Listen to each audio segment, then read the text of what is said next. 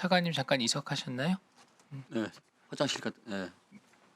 자, 우리 장모님들 개인 정비가 필요하신 분들은 잠시 외출해도 되겠습니다. 예, 뭐 합창의장 계시니까 제가 그러면 합창의장께서 잘 들어보시고 답변해 주시기 바랍니다.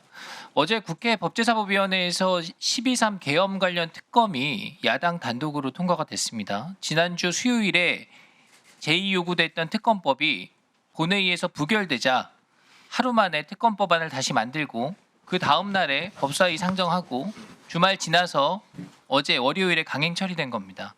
이렇게 졸속으로 만들어졌기 때문에 당연히 많은 문제가 있습니다. 위헌 위법적 요소가 그대로 남아있고 독소조항도 그대로다 이런 평가를 받고 있습니다. 그중에서 가장 문제가 되는 것이 1차 특검법안에는 포함되어 있지 않았던 외환 혐의가 수사 대상에 추가된 겁니다. 제목도 내란 외환 특검법으로 바뀌었습니다. 자, 이 특검법에서 논란이 되고 있는 외환죄, 이재명 대표가 직접 지시했다 이런 보도가 나왔습니다. 그리고 나서 여기에 아무도 부정을 안 했기 때문에 아마 사실일 거라고 생각을 합니다.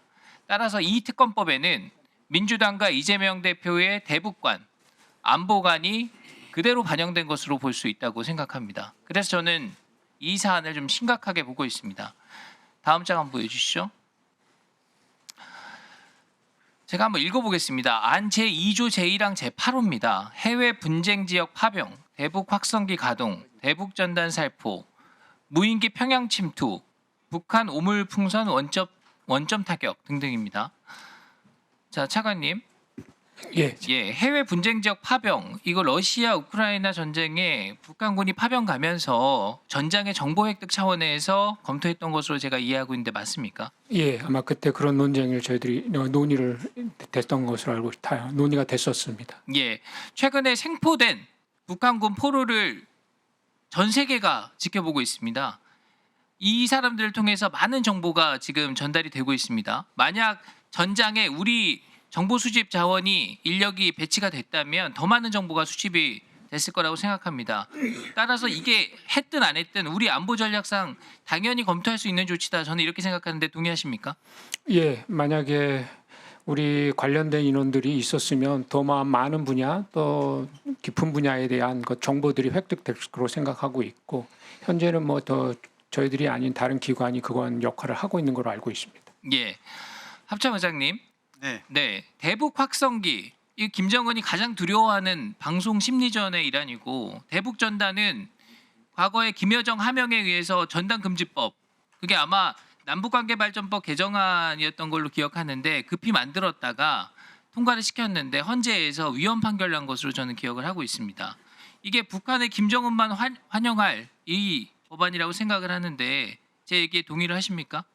간단히 의견 말씀해 주십시오. 예, 그 법안에 대해서는 뭐 이렇다 저렇다 할 건 아니지만 군사 활동은 저희들은 뭐 정상적인 군사 활동을 하고 있다 말씀드리겠습니다. 네, 차관님께서 이 특검법에서 특검법 전체를 평가하실 입장은 아니에요. 외환죄 수사 부분에 대해서 국방부 입장이 있으면 간략히 말씀해 주십시오. 예, 뭐 정상적인 군사 활동이 이번에 있는 비상계엄과 연계되는 것에 대해서는 사실 좀 심각하게 우려를 하고 있습니다. 다시 한번 말씀드리지만 1년에 취해졌던 저희 군사적 조치들은 북한의 상황과 이런 것을 판단해서 저희들이 군사적 조치를 한 것입니다. 이것을 비상계엄과 연계시키면 사실 많은 군사 활동이 앞으로 위축될 우려가 있기 때문에 이런 부분에 대해서는 좀 이렇게 관심을 가지고 또 이렇게 해주셨으면 좋겠습니다. 예. 네. 자, 화면에 제가 형법상 외환의 죄를 띄워놨습니다. 보여주시죠? 형법 제92조 외환유치입니다. 외국과 통모하여 대한민국에 대하여 전단을 열게 하거나 외국인과 통모해 대한민국에 항적한 행위를 의미한다. 이렇게 되어 있습니다. 자, 우리가 북한을 외국으로 인정을 하고 있지 않기 때문에 이 법에서 외환의 죄가 북한과의 관계에서 성립할 수는 없다. 이게 명백한 사실입니다.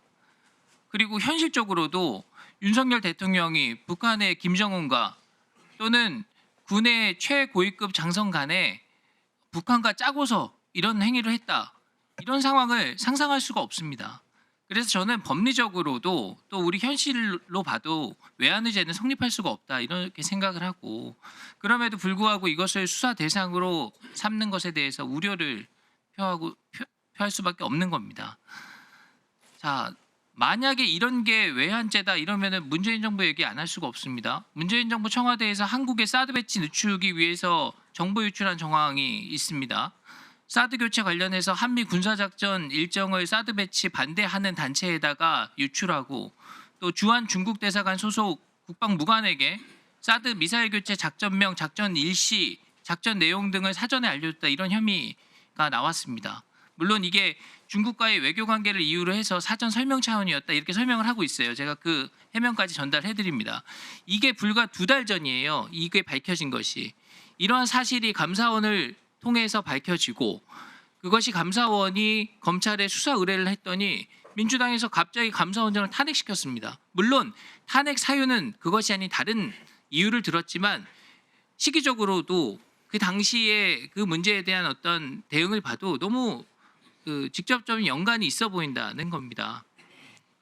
자, 그래서 군의 정상적인 활동이 자꾸 계엄 예비 조치로 오도되고 이런 것은 바람직하지 않다.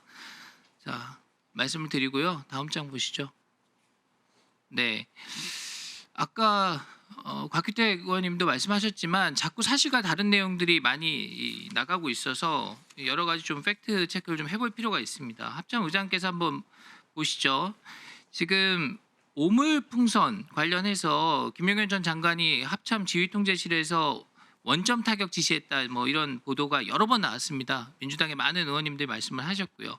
자, 이런 지시 받은 적 있습니까? 받은 적 없습니다. 예, 받은 적이 없으니까 지시를 거부하거나 질책받은 일도 없었겠죠? 네. 네. 여기서 보면은 지금 합동참모본부에서 11월 28일 오물풍선 살포 상황 당시에 김용현 전 장관은 전투 통제실에 방문한 적도 없다. 이렇게 지금 브리핑을 했는데 맞습니까? 사실입니다. 네. 그러면은 오물풍선 관련해서 원점 타격을 하기 위한 어떠한 예비 조치나 준비도 이뤄진 사실이 없습니까? 군은 어떠한 우발 상황에 대비해서도 대비 태세를 유지하는 게 군의 기본적인 임무입니다. 예하부대가 발사 직전까지 준비를 마쳤었다. 이런 주장에 대해서 그런 사실은 없는 걸로 알고 있습니다. 사실은 없고 준비는 언제든 되어 있다. 예. 네.